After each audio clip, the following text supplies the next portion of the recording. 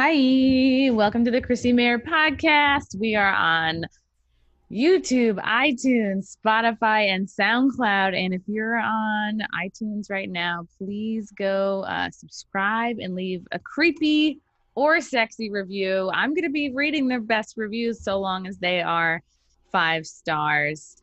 Let's go. This review is from Mayor McDick Cheese. Thanks for a different perspective. Heard you through Sam Tripoli's podcast. Really enjoying your show and getting a different viewpoint on the same topics I hear on other truthers podcasts. Keep it going. Thanks, Mayor McDick Cheese. Wow. I love you guys. I'm so excited to have this guy on the podcast today. He and I we kind of go way back. We were kind of past each other in the halls at Compound Media, doing different shows.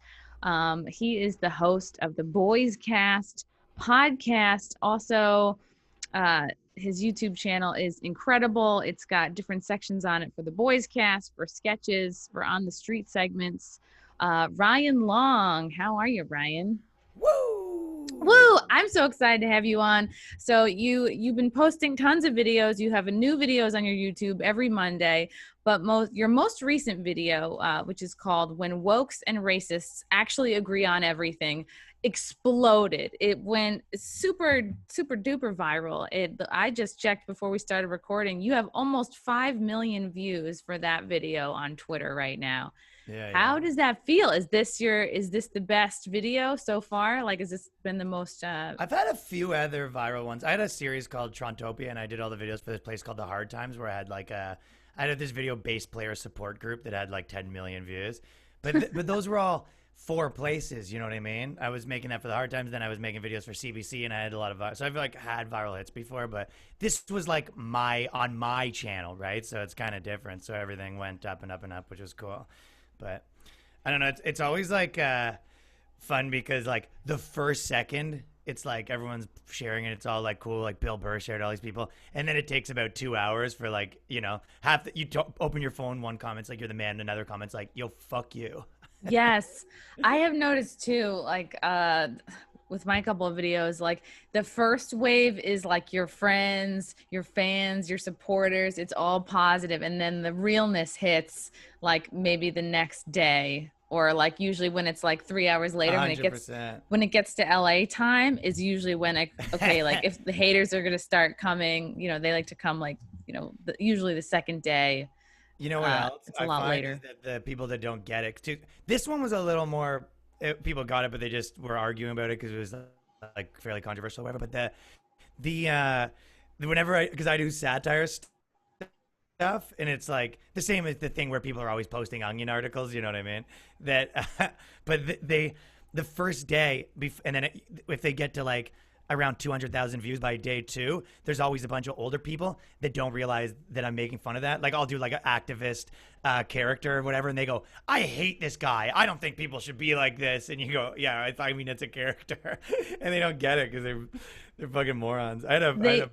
For sure, you need a certain level of intelligence to appreciate your videos, for sure, because you have 70 IQ would probably do it. At least a high school education. A lot of your other videos are titled, professional protester, where you're talking about like the different poster boards you're using. 90% arts and crafts.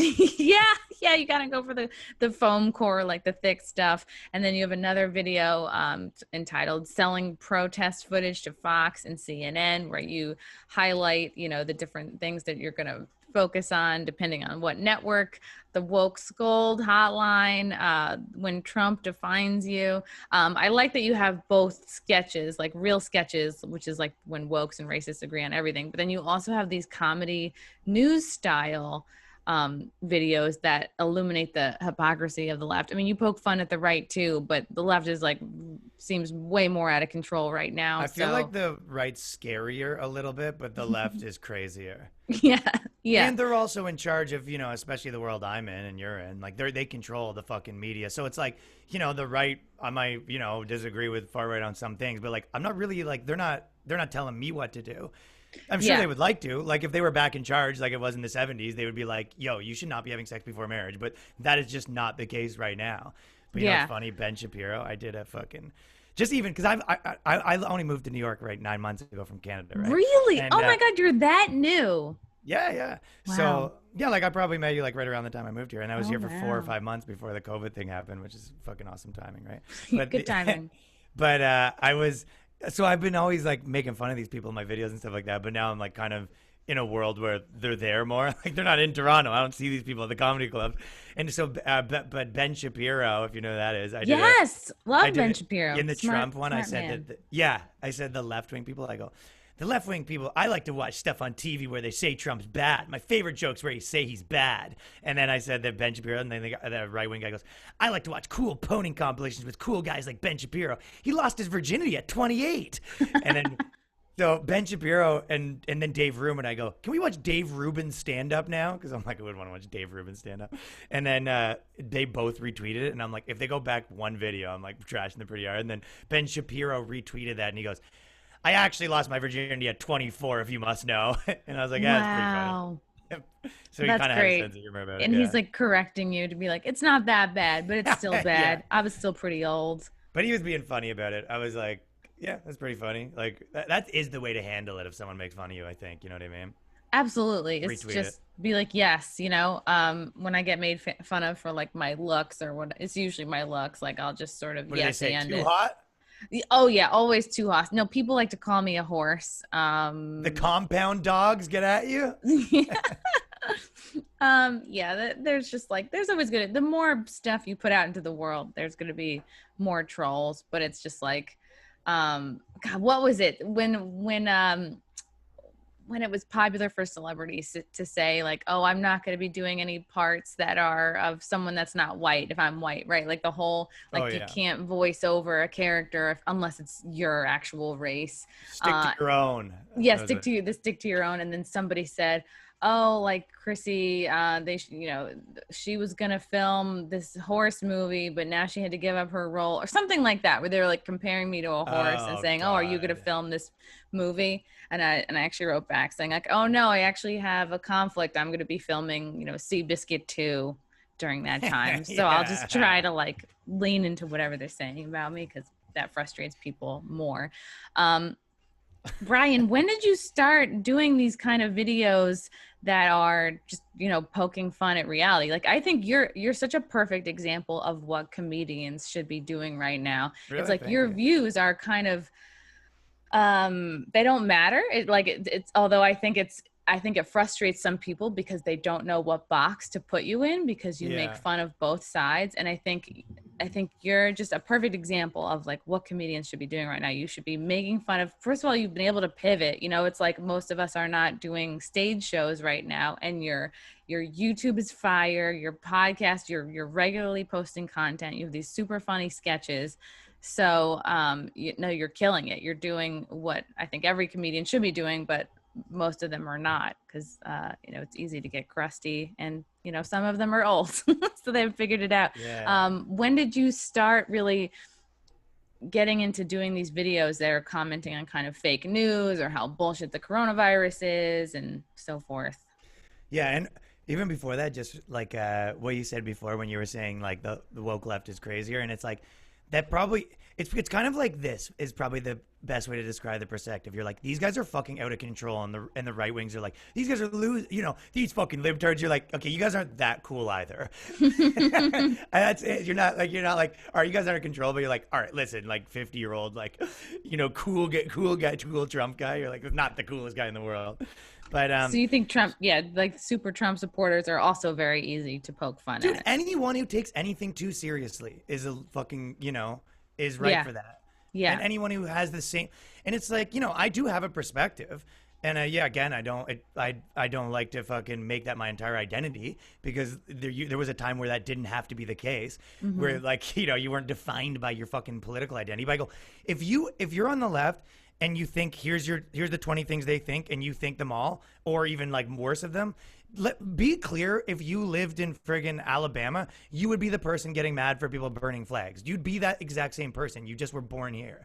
So that's okay, like it's kind of like a personality thing. But as far as the video stuff, I was in like, I've always like made videos. Like I was into like Tom Green and stuff. So even when I was like 14, I was like going into malls, like getting in trouble and filming it, and like I was Tom doing all that Green. shit. Yeah, he was the He was pioneer like my guy. Yeah, I of was like, awkward public interaction, I think, right. and making people uncomfortable and holding them past their uncomfortable point. He was really good at that. He was the man. So when I was like a kid, I loved like making videos and just messing with people, and then when I was playing in the band, my band got really popular, and then I got a TV show from that when I was like maybe like 11 years ago or something like that. Ooh, okay. So I wrote and directed and did all that stuff, right? So I've done that I had a couple of TV shows and my series is, but in terms of like the commentary, which is what I'm like exactly doing now, it's always been my perspective, but that like really like honing in on like one specific thing.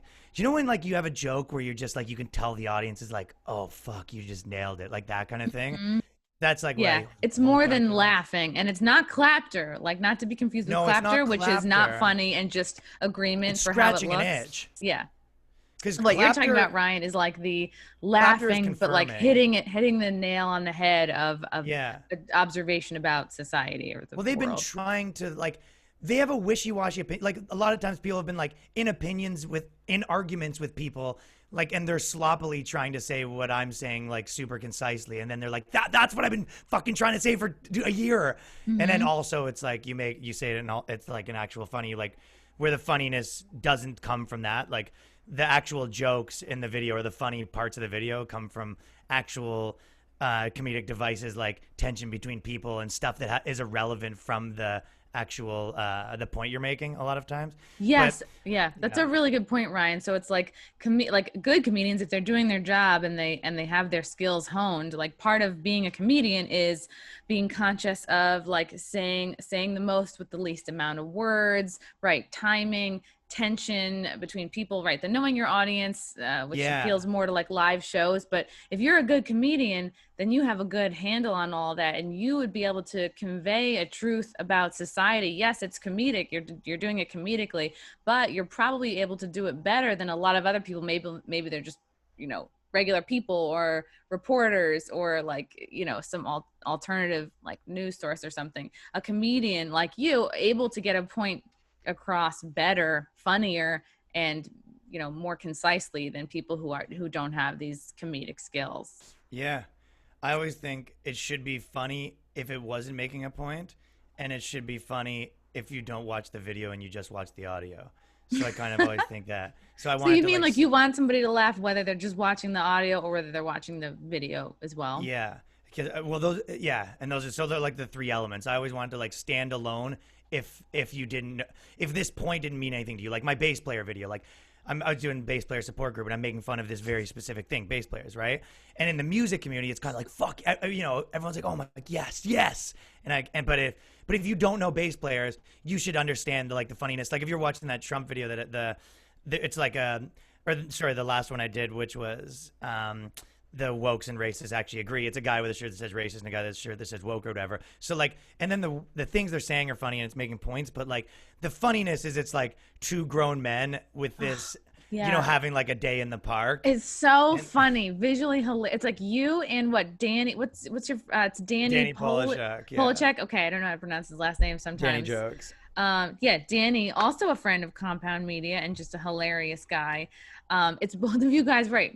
Full-grown men in matching shirts that say different things. In the park. Yeah, it's like park montage, and it's this whole, it's all like, Black people need to only shop at Black businesses. Jinx, you owe me a Coke, and that happens like 3 or 4 times. It's so funny, and it's so smart. It's so smart, and I think I don't know if I'm that smart. It's just perfect, and it's like it makes sense for why this. It makes my soul happy to watch this thing get so many views. You almost like, because with and that's why with like the hard times, I kind of was doing that with music, and then I got this series called Trontopia at CBC, and I was making fun of all these things that I noticed about Toronto, like this, like there's bartenders that think they're celebrities, and I was like, come by, I'm pouring from 10 to 2. I'm a mixologist. Yeah. So I was doing I was kind of making fun of these. I'll be over here blowing on egg whites for 6 hours. Or when there's like certain parks that you go to in Toronto where everyone's like fighting over who can be the wackiest guy. Like one guy's devil sticking and one guy's like swallowing swords.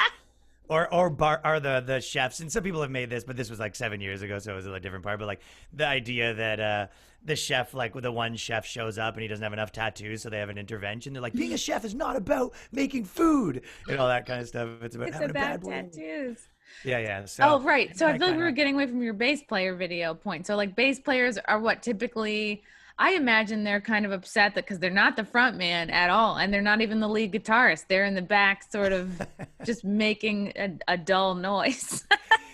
Yeah, there's sort of the forgotten member, but the joke is like, who would ever like no one wants to fuck the bass player. Like that's kind of the joke. But I made it essentially the support group, like they're just total losers, and they're like, they're complaining like my singer didn't even want me to.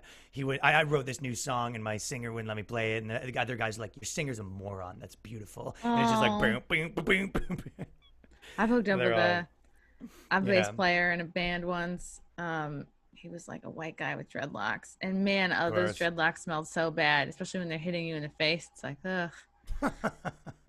I also lost my virginity to a roadie of Rusted Root, so I'm also how do you know that a roadie had sex that day? What? Two How? clean fingers. Oh boy. Oh, gross. They repurposed that joke for everything. I've heard that about grips. I've heard that about like 35 things. So when do you think? Did you find like in the last I don't know, maybe since this presidency, you've gotten more into commenting on kind of the fake news stuff? No. I was into this, to be completely honest. Like, I was into like a punk band. I was into all that stuff. But I was always the exact same way there. Like I went to school when I was in grade, maybe a little in high school. But when I was in college, I was kind of getting into fucking like libertarian shit, and I was arguing with people. I was arguing with people at I was like arguing with my friends and fucking at parties and this and that. And like I was always just like, I don't know what the best way to describe it, but like counterculture. Yeah, you're a person who's questioning authority and questioning media and being critical of the world around you, which is like really commendable at such a young age. Like even like right out of college, I think it's pretty young to start having those. But those weren't but those series weren't my platform, right? So when I started doing it for my thing, I was like, all right, I'm going to move to New York. I've got some cash or whatever. I'm going to just release a video every Monday of my own thing. You know what I mean? But even then, I did a series on the CBC, and I made a sketch called Government Weed Dispensaries when they were making, so the government, they made weed legal, and then the government made it like a government monopoly. This is in Canada? And I was making a sketch show funded by the government, and I did like a Liberty sketch about how like the government's bad at running things, and like they shouldn't run them, they shouldn't have a monopoly on weed, like kind of this exact same sketches I've been doing now. So I think right now they're a little more pointed, and but I've been doing this kind of exact same thing for a long time. I just only moved here 9 months ago, so no one knew who I was. You're doing great. I can't be more. Dude, everyone in New York's been so cool to me. I had like a very good experience so far. Good. Other than like a retweet from Ben Shapiro and any other like exciting sort of celebrity or dude, every single one of them in that world. I don't know if you know like Sam Harris, fucking whatever, Dave Rubin, fucking like Schultz and Tim Dillon and all those guys, and then like basically every guy that's like on Rogan. You know what I mean? Yeah. So definitely like the sort of like comedy Rogan-esque type people. Any more like newsy type people noticing you, or more like political like what would be Ben Shapiro? What is he? He's like, dude, I'm doing InfoWars today. Wow! Oh my God, good for you. Yeah, so you're hosting it, right? Yeah. You think so? Yeah, I did. I just got like a bunch of things, and I just agreed to as many of them I can, and I made a little schedule or whatever. But yeah, so I don't know. Like it's the only people that there's some people that didn't like it, which I don't mind if people don't like your shit. Like they're allowed to not like it, but it's when they try to cancel you that like go through everything you've ever done. That stuff, it's like ridiculous. But that's the stuff where I've been whatever kind of railing against or whatever. But if you don't like absolutely. But the only people, and this is pretty crazy, the only people that actually had a problem with was a couple comedians from like Toronto that actually people that I know. Everywhere else, like super cool. Even people that like, disagree politically were just like, as a friend, they're like, oh, sick, your video is fucking popping off. Like, Right. I have that same thing. I've written on people's shows that like some chick, dude, I do like my podcast, The Boyscast, I'm just like about how sick fucking dudes are. And then I'll literally help someone with their fucking series that are like how shit dudes are. Like, I don't give a fuck. If it's not my thing, if it's my thing, it's gonna be my perspective. But, Right. so these people, a couple of them like posted a big thing being like, this comedy's bad, you're going on a think dark piece? path or whatever. And I just go, Did they say you were problematic? yes, essentially. And I go, dude, if you're a comedian and whatever you think, as a friend, as a person that knows me, if you want to say something to me, fucking DM me. Don't fucking call me out. What are you doing? Call me out publicly? Oh On a my video? God. It's On a gross. video? What are you Yeah. doing? It's so You gross know me. because because I've had that happen to me too. It's like you look at that and you go, this is not for me. This is not It's an not for me. exchange. I This is so completely that ignored they can like posture for everybody else. It's insanity. Were these two people, these like two other Canadian I'm not gonna comedians name that, them. that were critical, were they friends of yours or they're just sort of like people you had known from the comedy scene? They're like a little older than me, and they're like successful TV dudes and comedians. And yeah, I mean, like, I don't know, but like like friends, but like we know each other like fairly well. You know what I mean? Yeah. Like, It's really distressing because this happened very recently. I had someone who I definitely considered a friend. Like I had gone to her grandmother's wake, like we'd been friends for years. I'd had her on Right. my Compound Media show a bunch. I'd had her on my podcast Zoom thing, the one that you're going to do later today. yeah. So I'm like, okay, this is a friend. So I had tweeted about Tom Hanks. I'm like, oh, he hasn't tweeted since like May 28th. This is very skeptical. And he's on, he's on kind of like some people believe he might be the sort of pet overing leader for the West Coast. That's a whole other podcast. But his name is definitely like, in those areas. So, right. So I'm just like, oh, where has Tom Hanks been? I'm not, I just was like, this is an interesting thing to look at, much kind of like what I did with Yeah, you're on that Chrissy stuff Teigen, right now. like, hey, she blocked a lot of tweets. Dude, I fucking loved the She Chrissy deleted Teigen tweets. thing. So anyway, I just was like, post about Tom Hanks. And then this theater that I had performed at one time in Westchester was like, oh, we liked you better, Chrissy. Like, we're I fans saw of you, that, Chrissy, yeah. but we liked you better when you were doing self-deprecating comedy. Basically like, what's up with this pivot in your brand, blah, blah, blah. First of all, it's like, you can do both. You can both do stand-up and want to dismantle pedophilia. You know what I mean? It's like, Yeah.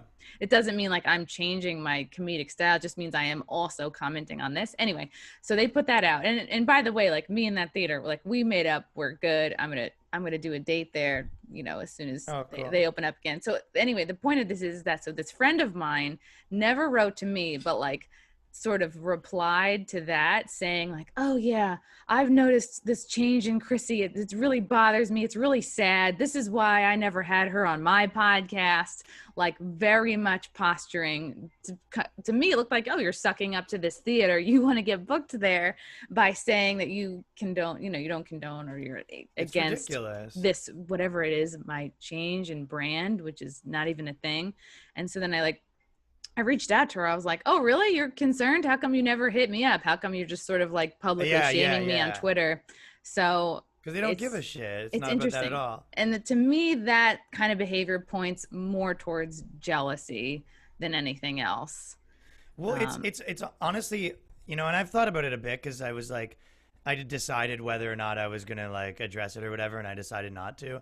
And I think there's another thing of it too, where especially with people in the industry, like, they've it's like they always want to have their cake and eat it too. Like the industry said they're gonna have like a very narrow thing. Like we have a very narrow perspective. This is what we want, and they kind of were like very specific about what they want. And if you don't think that way, you can't be in this. And then they want to control you. Still, you go, well, you kicked me out of your thing. You don't get to talk about it anymore, right? Mm-hmm. But so if people are doing things that are way different from them and being more truthful and more honest, and people are doing better, it's not threatening them politically. It's threatening them from a like artist's perspective, right? So they see that, and it's like, I'm just saying what I fucking think. I'm just letting it fly. This is how I feel. I don't care what the rules are of what you can say on TV. I don't care what the rules are that. I'm like, this is the sketch I want to make, and this is what I think, or whatever. This is what I've noticed. And a lot of people notice that, and they're like, they would A, never be able to do that. B, they have a specific narrow thing that they want to have to speak in. And you see, he can tell that people are leaving that in hordes. So I think it's scary. I think it's scary from them, from that side of it, where they go, oh, fuck, if this kind of shit takes off, no one's going to want to watch what we're making on these, like, in this industry. And we can already see that happening. So I don't know if it's like I don't know if they think of it that intricately, but the feeling of that is there. Like, that's what they feel. They're like, this just threatens me for some reason, but that's right. If I was to intellectualize it, they feel like they've sort of pledged their allegiance in one way or another to like the woke comedy side. Like I've talked about with so many guests about this like comedy civil war going on. So they've pledged their allegiance to the woke side, but then they see something on the not woke side doing well and getting a lot of heat and going viral, like your video, and it makes them question like, oh, am I on the right side? And it's like, who cares? Just do what's in your heart and like do the art that you're meant to do, that you're called to do. Most of these people weren't that 4 years ago. Like I said, I've had the same very similar perspective if you listen to me when I was in high school or whatever. Like these people, a lot of them weren't that. It's like they're a bishop at a church and they got worked hard to get this sweet position, and we're having a really sick party next door and everyone's leaving the church to stop listening to their bishop speech or whatever the fuck bishops do. It's nice. Fuck the bishop. So it's nice. So do you respond to the haters? Do you get a lot of comments? You don't do? I didn't, no. Okay. You know, the truth is, I think there's two things. Like one, and I don't know, I know you kind of get into it, but like, I think you need to like understand your personality and also what you're doing. Like the thing of me making a video every Monday takes like a kind of a lot of concentration. And a lot of work. I mean? So I'm a lot of writing and a lot of work, and I'm kind of like doing a lot of things right now. And the same reason why, like, even making money wise, there's certain ways, like I know how I want to do this instead of like, just being like the daily trading markets, because I can't have that like constant onslaught. So I know that I can't be like arguing with people on the internet all the time. So I have to just let them go or squash them, one of the two. But I can't be the arguing guy, and I don't think I get anything of it, and I don't think it helps. Yeah, it's good that you're conscious of like, okay, is interacting with these people gonna like enhance my day at all, or is it gonna be like a net negative? And it might enhance your social profile, and it does for a lot of people. It enhances your social profile. Like it's a good way to get your point across sometimes. Like, I mean, a lot of times the way that you tell people your opinion is by showing them what you oppose. I mean, it's a lot of times easier to demonstrate what you think by like demonstrating it's the opposite of that. So there is like a benefit to that. But, you weigh like your own life and your own sensibilities. And for me, I don't think it's the move. And anytime I have done it, anytime I've dipped my toe in, I go, I don't think I'm this guy. Yeah. It's like you're keeping your eyes on the prize. You're staying focused on your goals. It's good. It's like when you're in line with that and your purpose and you're working hard and you're clear every day, it's like, that's when like opportunities are going to come your way and more followers, and it's like good, like you're in a good. My friend who owns the Hard Times said something to me. He goes, there's that website that like I owned a part of and did all the videos, thehardtimes.net. He actually said, he goes, because today it was that thing where it was like he saw like there was like 3 or 4 people that were kind of like, fuck this guy or whatever, but it was all the people, and it didn't take like, basically they would say all of these people were like, this guy sucks, and then every comment was like, no, this video rules, you're an idiot, fuck you, like no one agrees with you, blah blah or whatever, right? And he said the same thing. He goes, before this website like really popped off, there was like 3 or 4 like failed attempts of people like being like, this is bad or whatever, and then the majority of people were like this, and then they deleted the comments. He's like, you can usually tell when something's touching a nerve when they start having failed attempts to take them down. And the reason, because they're clumsy attempts, because there's no reason to take it down really, and they're not right. They just know they want it down. Yeah. They just know they don't want this happening, and they're trying to figure out why. So it doesn't take because it's clunky. The takedown's clunky. Yeah, and it's ultimately, I think, cancel culture, I've said it like before, like I think the desire to want to cancel or remove somebody's video or art or whatever, it's like that's ultimately so selfish, because that's you. That should be a you problem. You should, like, about face, go find something you like instead of focusing on destroying what you dislike. And it's in your and you're taking it, you want to take it away from other people who enjoy it. So it's like you're kind of like, it's the most anti-libertarian thing, right? You're forcing your views and your sense of humor on everybody around you. And you think you're like deserve brownie points for doing it. Yeah, it's so gross. It's like, who is this like performance for? You know what makes me laugh about that is it's a little bit what we were already saying, but because they kicked everyone out of all the jobs, and then they're like, we're going to cancel you from your jobs. And you're like, what jobs? Like, you were very adamant people like me weren't like, you know, we had to do our own thing or whatever. So even though I was like, you know, fucking with the #1 comedian, the, you know, at the time, and no, fucking in Toronto, like, you know, like pretty inarguably, like there wasn't very few people that were like headliners like me. That was just, that's what it was. Right. But it was, you know, we had to kind of fight for it because it just was, that's, you know, what it was. And then, so then they're like, oh, we want to take your jobs away. Just go like, I don't have jobs. I have an audience. And you can't take that away. Yeah. So they have to take each other's jobs away. It's a lot of knocking on doors. It's like, you're going to have to knock on thousands of doors to try to take my audience away. Yeah. That the same thing happened with me too. When I like, one by one. When I called out like Chrissy Teigen for deleting tweets, fucking love that. People were like, exactly, they try to get me fired. I'm like, what are you gonna get me fired from? And from fucking Cumia? It exactly happened. People emailed Compound Media and were reaching out like, hey, it was so funny because Cumia talked about it on his show one day. Like E-Rock came on. He was like, yeah, we actually received emails, you know, asking us to fire, you know, Chrissy Mayer because she, I don't know, is trolling Chrissy Teigen, even though just barely. And so funny because in the email, the person's writing, it's like, oh, and I also just looked at some of your other content. I guess maybe she does belong here. Like they kind of realized how stupid they were for requesting me to be fired because they had no clue about Compound Media. Like, well, I guess this is where she should be. And I guess I realized I have zero power. It's like, what are you to get me? Exactly. You cannot fire somebody from their audience. Me on Twitter, on Instagram, by the way. What? Chrissy Teigen follows me on Instagram. Well, good for you. Wow. No, do you know why? Do you know my theory of why? Because I think she's scum. I think she follows comedians so she can watch like what's on the pulse and steal from them. Oh, absolutely. She's full of shit. Like this is like, it's so crazy hypocritical. And yesterday, I'm sure you heard about Twitter came out with this, just basically like confirming that they're going to be shadow banning anybody who's Q or any hashtags associated with Q. Who is? What? Who is? Twitter. This came out yesterday, people? Ryan.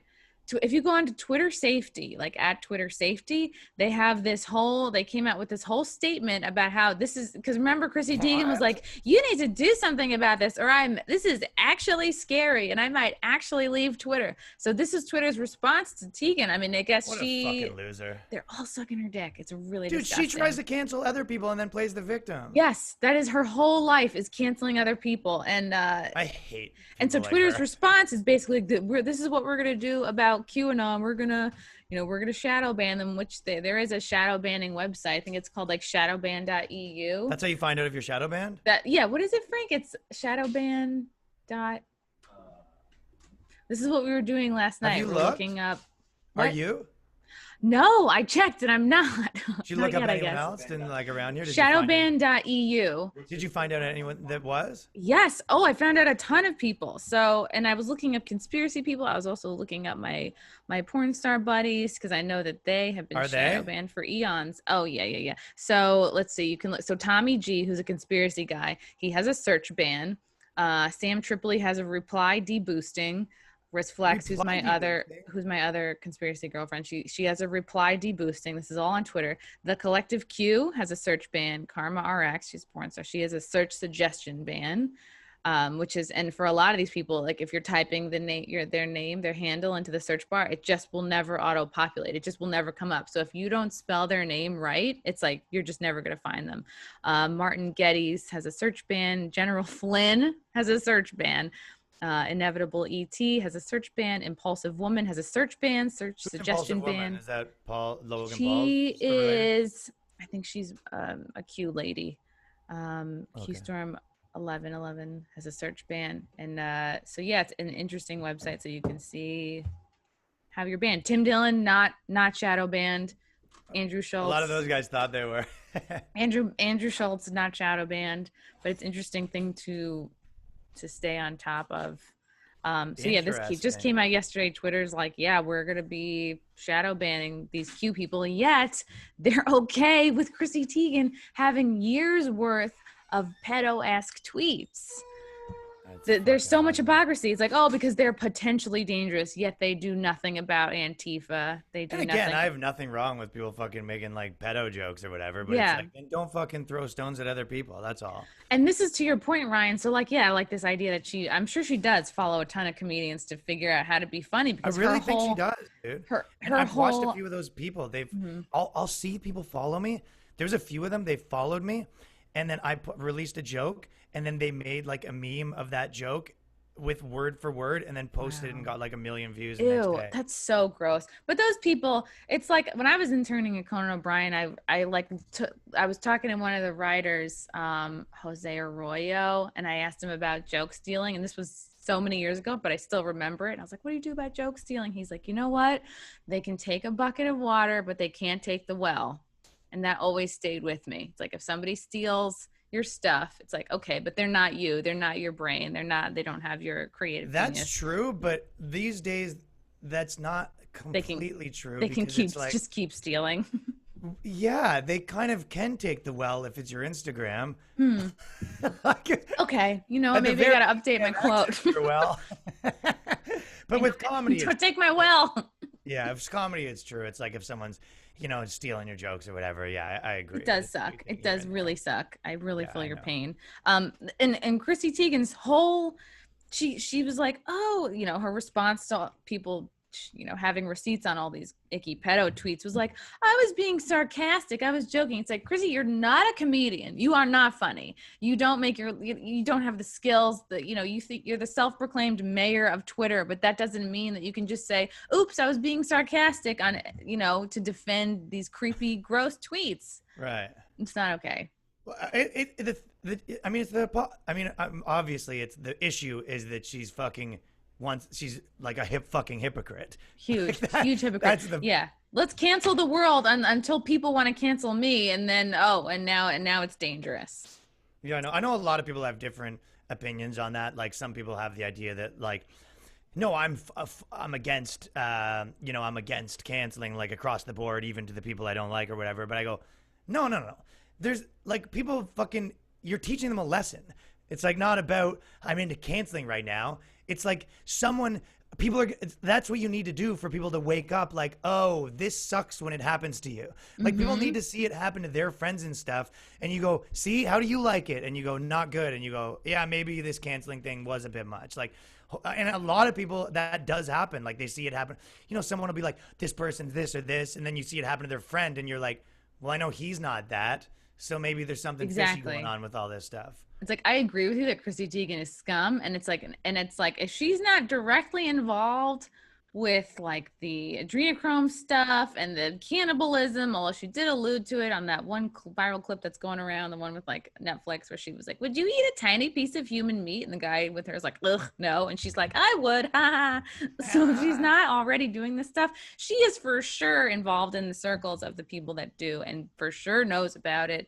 Yeah, you're deep in that game. It's like, it's possible this could be a huge misunderstanding about Chrissy Teigen, but right, the lesson to her should be, I guess it's possible to be misunderstood on a semi-grand scale, and it's possible I have misunderstood the people I have tried to cancel. But with her, she's not getting the lesson. She's just like, oh, I'm a victim. It's like when it's everybody else, it's holding them accountable. You are a victim of a fight that you started. Like you started the war. Like that's the issue. It's like, yeah, that sucks if you got your leg cut off, but if it started with you walking into a bar with a machete trying to chop people's legs off, like it's not really the case. Right. I mean, I get your family's going to be like, yeah, that sucks, you got your leg chopped off, but like the case isn't really that you're the fucking victim here. Yeah. It's like you weren't lying. You weren't staying home, you were like out in the fight. Yeah. Fuck her.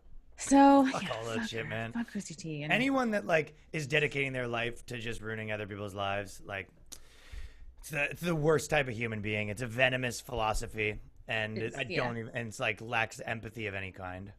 It's super hypocritical. It's like, oh, you can't have, people, crazy lefties like to call out anybody basically in the center. If you're not a crazy lefty, it's like people on the center are now considered on the right. People on the right are now super in the right. And worse than that, people that aren't into politics are considered on the right. Yep. Like just a person that's like, I don't give a shit. Bam. Oh, yeah, Alt-right. we're still fringe. You know what I mean? Oh, it's just a fringe thing that probably the majority of people believe in. And the crazy lefties like to say, oh, well, it's free speech, but we're just holding you accountable. It's like, yet the same rules don't apply to them when they. Yeah, I mean, it's not really holding. Again, like if they tweet, I don't like this joke or whatever, like this is why I disagree with this point. Yeah, that's you like holding someone accountable in like a way that's. But there's a different. Holding someone accountable, making a concerted effort to have the media and everyone else clamp down on speech. Like it isn't a legal issue, but it is a fucking issue. Like you don't see that as trying to clamp down on people's speech in an authoritarian way. Like, what are you, crazy? Yeah. You're like, well, it's not a law. It's like, well, if you keep doing it, it probably will be because that's the only way they'll be able to stop it. Like, yeah. Somebody commented on one of the videos that I did. They're like, we're in South Africa.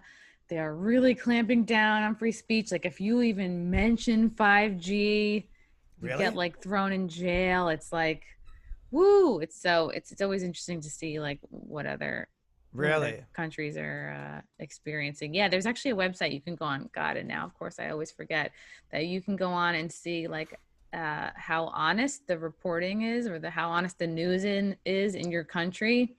I'll have to find it and post it in the comments. But basically, like, yeah, America's like, we're way down there. We're like in the 40s or 50s. What's the best conspiracy right now that's the most true? Is it the Ghislaine stuff? Is it the like what's the juiciest conspiracy like at the exact moment? Do you think? Juiciest? I mean, like, right? There's no denying. That you think's the most true? That's probably a good way to ask.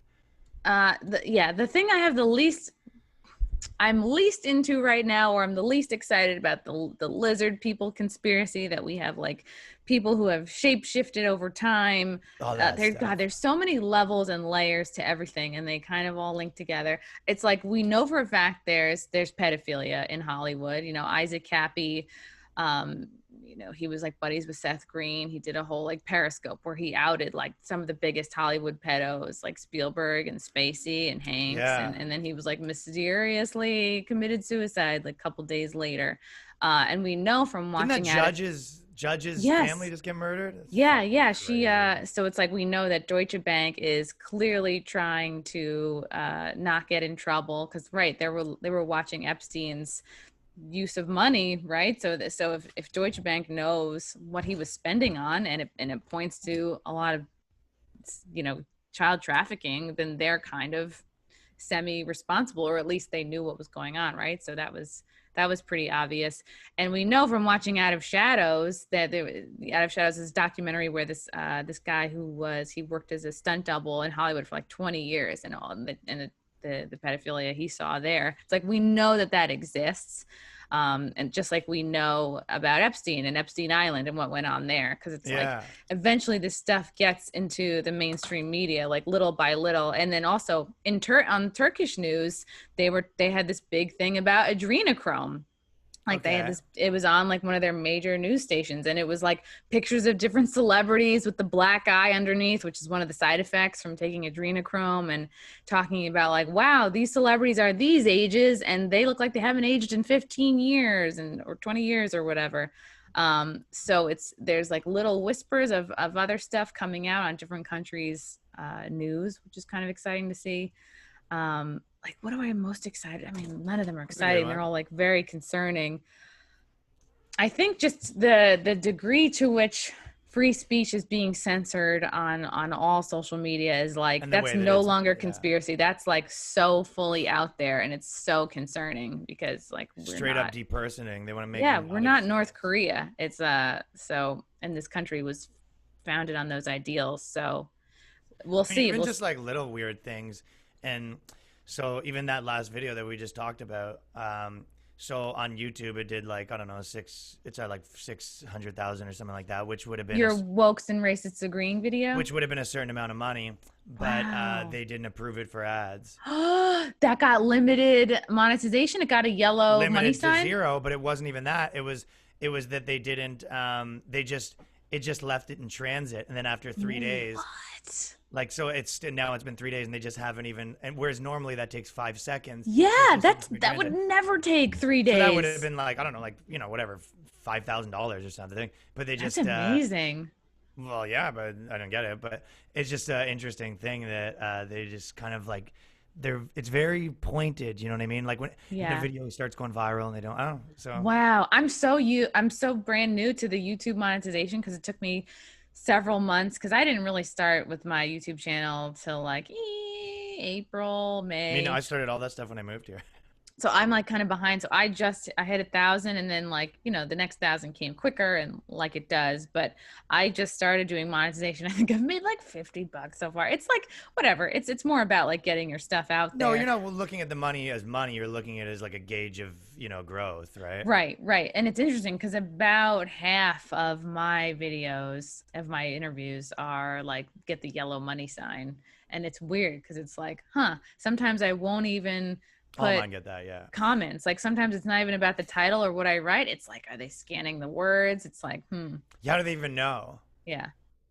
It's interesting. But that really fucking sucks, man. You should have like made money off this really awesome sketch you did. Yeah, I mean, whatever. It's like, I just, you can't get too happy or mad about anything. I always try to like not get too pumped about anything good or get too mad about anything bad. They see that's the key, like to not be affected as much by trolls online. You have to not be affected by the positive remarks. Like if the positive remarks don't mean very much, then the negative ones can't hurt you. I forget where I always kind of like squash it down. Like when anyone tries to like gas you up, be like, fuck off. No. Gas me up.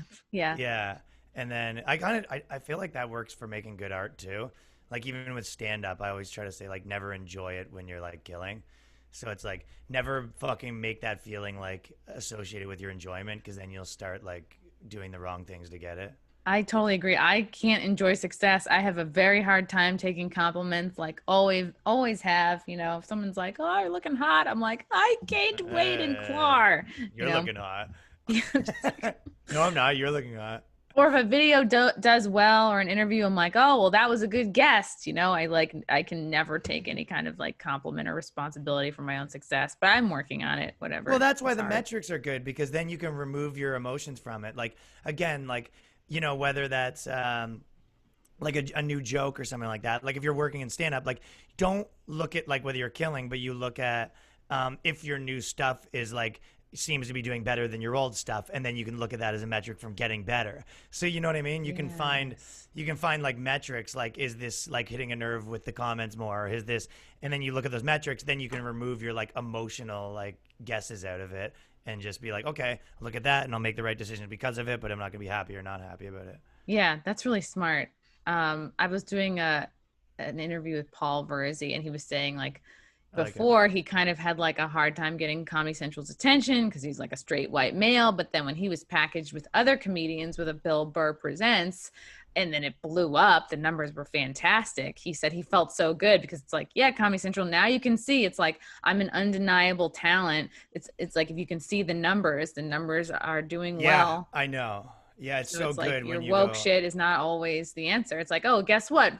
Turns out white men do have something to say. Who knew? Well, they want you to make it just shouldn't matter. Yeah, but like the truth is there's a lot of men that there's a lot of fucking black dudes and a lot of, brown dudes. I grew up in Toronto's the most multicultural city in the world. Like there's a lot of my friends that weren't getting industry love because they weren't saying that shit either. It's like they say they want diversity, but really they want a bunch of different colors of people to say their opinions. Wow. Yeah. They're like, please just say our message. But this could be like a United Colors of Benetton photo shoot. It's like, say our woke message, but yeah, you have to look different. Dude, how many hood black dudes are they supporting? Like, nah, they want some That's fucking true. dude That's a really good point. They want some fucking brown dude that went to university that says they're fucking woke shit. So it's like, fuck off. You guys are a bunch of liars. That's so true. And same thing with like the, getting on a late night spot for comedy. The same, it's like it's like, okay, yeah, if you're black or brown, color. Great, but we're still going to filter the fuck out of your set and go through many levels of approval and many trials, like dissecting just 5 minutes to make it. What Danny said, I always think of this, but he goes, it's like the media right now, and like Comedy Central and these places are going to like normal people's homes, and they were saying with comedy, they're just saying, "This is what you like now," and they're going, "No, it's not." Yeah. I think that's such a good way to describe it. It is great. It is great. How Hey long guys.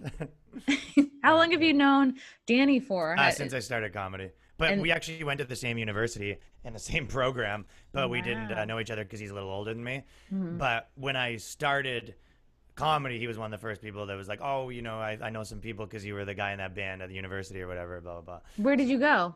Guelph University in Toronto, or in Canada, in Guelph. So he went to the same school, but he was a few years older. So when did you start doing comedy videos with him? So we started being friends when I started doing comedy, which was 9-10 years ago, and he'd been doing comedy for a little longer. And then we were probably within 3 years we were like getting pretty tight. So we me and him shared an office in Toronto, and he wrote on my shows, and he would be in all my Hard Times videos, and he was one of the stars in my CBC series. So we've been doing stuff together forever. Awesome. He had a movie that come out that I helped write on and stuff like that. So, but he's just one of my he's one of my small circle of 4 or 5 friends in Toronto. You know what I mean? And then me and him moved here together. We also do a podcast together, Fuckonomics podcast. So, awesome. But when I moved here, he moved here 3 months after. That definitely helps. I can't imagine. So 100 times better. Yeah, I'm from Long Island, so I didn't really have a big move to New York. I just was okay, I'm just gonna move out of my parents' house and I'm just gonna move to Brooklyn. Toronto, yeah. So I really admire comics who are able to uproot from their hometown and come to New York City. It's fucking scary. It's yeah. You know, we were in a bit of a different position in our life. Both of us had some cash and all that stuff or whatever, so it wasn't as scary in that sense.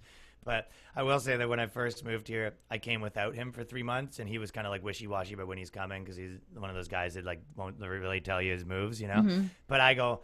When I came here, it was just me, and I was kind of in a mindset of okay, convince yourself that you don't need anything from anyone, because I needed to be mentally stable without having any friends or anything like that. You know what I mean? Oh, okay. So I really got into that zone where I was and it was kind of it's kind of a little harder work emotionally or whatever because you don't have anyone that you really know. But I remember by 2 months I was yeah, fuck this, I don't need anybody. Being by yourself's fine. And then Danny came back and I was yeah, no, this is better. Yeah, definitely better having a friend. It's really good to have somebody to bounce ideas off of. Sure. Yeah, but I could convince myself of anything. It's just anytime I've been single, I'm this is the best. I can fuck whoever I want. Yeah. And then I just feel empty every morning. I guess I got to do this all over again. But then when I met my boyfriend, I was oh no, wow, I feel supported from within. Holy shit. Yeah, you go, nah, this is better. Yeah, this is better. This is better than waking up at 2 a.m. and squinting to find my thong on the floor and stepping through boxes of kitty litter to sneak out. It's the exact same thing. Yeah, it's just it's the highs and lows versus the squishing it down, and the squishing it down of all sides is always a better long-term strategy for all things. For sure. So what do you find inspires you the most in terms of creating content? Things that inspire me the most is people that are operating on the fringes. So I always just and that's one of the problems with the society right now. It's I liked people that that changed it. That's why I loved Tom Green. That's why I loved even Tim and Eric. But the problem is once that happens, a lot of time it becomes its own genre, and then they just keep doing that, and it's not. And now it's the same thing without hitting the pulse. So I just love when you're chasing that energy of culture. You know what I mean? And when you're kind of tapping into that fucking zeitgeist where you're fucking, you're almost the top, you're almost the only person really hitting the tip of that needle. So culturally, yes, I like you are. that. I really feel like you are. I hope so. At least for those tiny little issues or whatever, you get a little speck of it here and there. And to me, that's kind of the dragon of artistically that I'm chasing. And then the making the videos and that's just the craft and the skill that you get good at. So it's combine that with your trying to be on the pulse of culture. Kind of think of it like a rapper, right? Where they're always you're a rapper. But I always hear rappers kind of feel I always talk, they always kind of say it the same way. They're what's the new thing? Oh, this, it's got this kind of energy and this is energy. It's so I try to I think that Scott Adams said he's when you write, listen to your body more than your brain. And I kind of I like that. Ooh. So you know what I mean? When you're writing, you can use your brain to make your jokes and do this stuff, but really it's what did you go? Ooh, like fucking like that's fucking something. Like Oh, what for idea sure. can't you let go? You know, so you're kind of listening to your mind can do one thing. Your mind's the tool, but the body's the gold detector or whatever you call it. Yeah, like what ideas give you shortness of breath? What ideas like make your heart beat Yeah. really, really fast? Right. Yeah. And it must be nice because it's like if you keep that goal in mind, if you stay focused on like I'm just pointing out the hypocrisy of crazy liberals, or like I'm just gonna point out like what's observably nuts here, and I'm gonna focus on that and just make it as tight as I can. It almost in a way like kind of makes it easier because you know what your message is.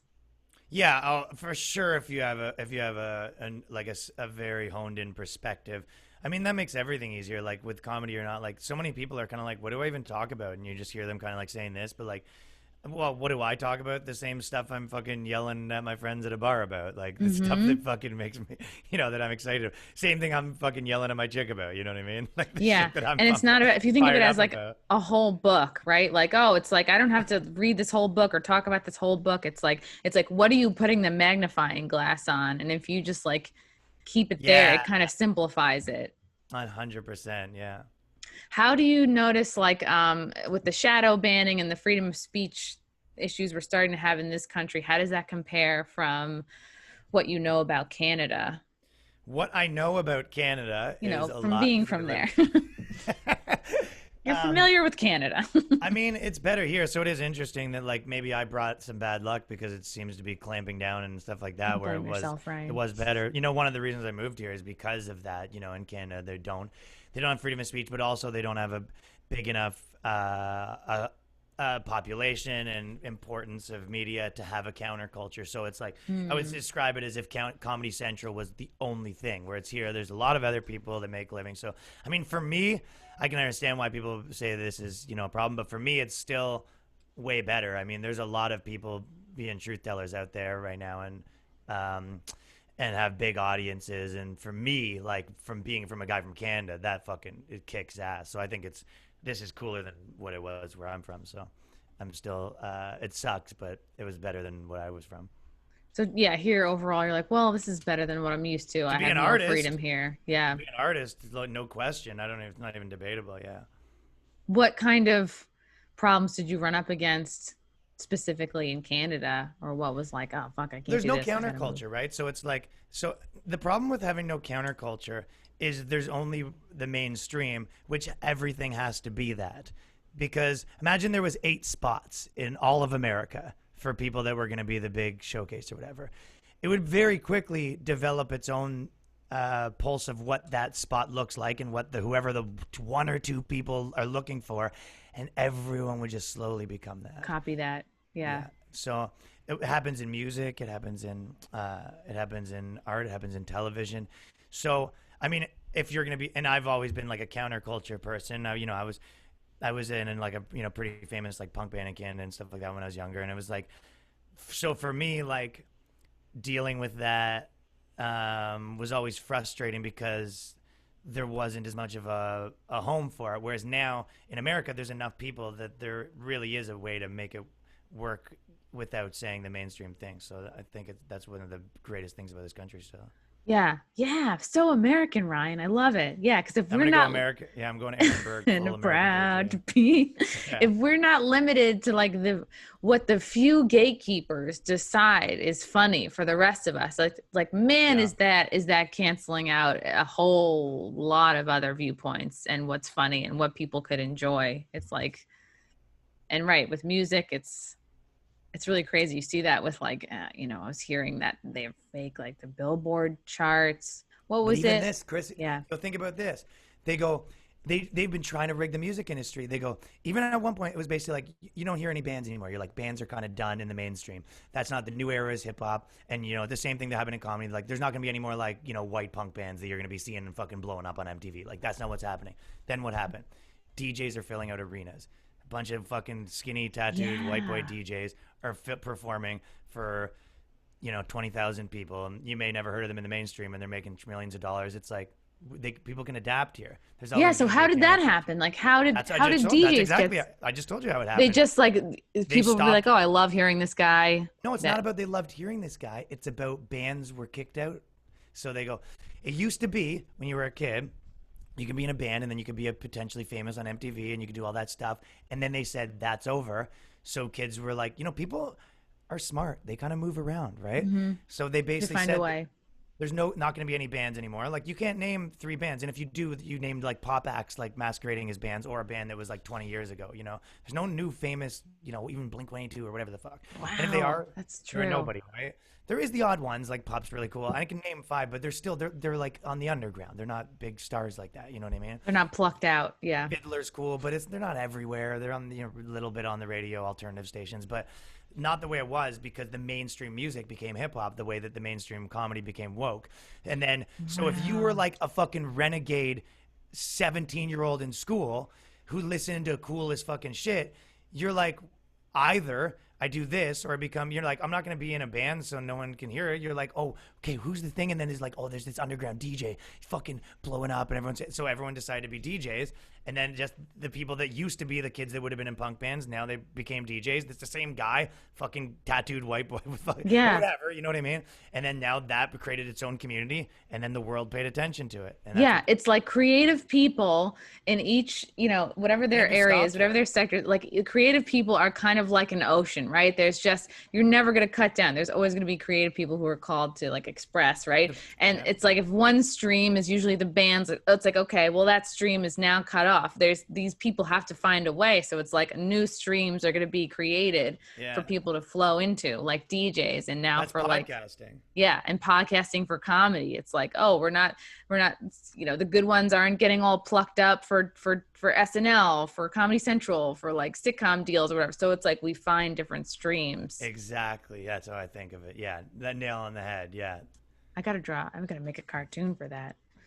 That's cool. Okay, I got to jump because I got this other thing at 1:30. Oh, yeah. Good. Well, we were wrapping up anyway, Ryan. Ryan, I'm so proud of you. I'm so thrilled. I can't wait to keep watching you and see what else you come through with. Where can people find you if they're just now hearing about you? Where should they go? You also have a Patreon.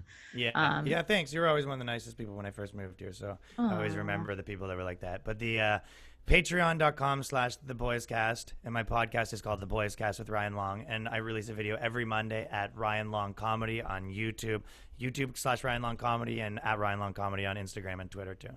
I love it. And TikTok, are you still doing TikTok? Yeah, I have 300,000K on TikTok, but I never plug it because like no one, because you're a grown man. Well, it's just like, for what? It just makes me sound lame and no one goes to it. Yeah, I plug it just to like sound funny, but you're like crushing it on there too. Yeah, I got a big TikTok. Yeah. Ryan, thanks so much for doing it. Everybody follow this dude. He's funny as fuck. Love you. Bye. Okay, I'll see you tonight probably. Oh, yes. See you tonight. Okay, later. Bye.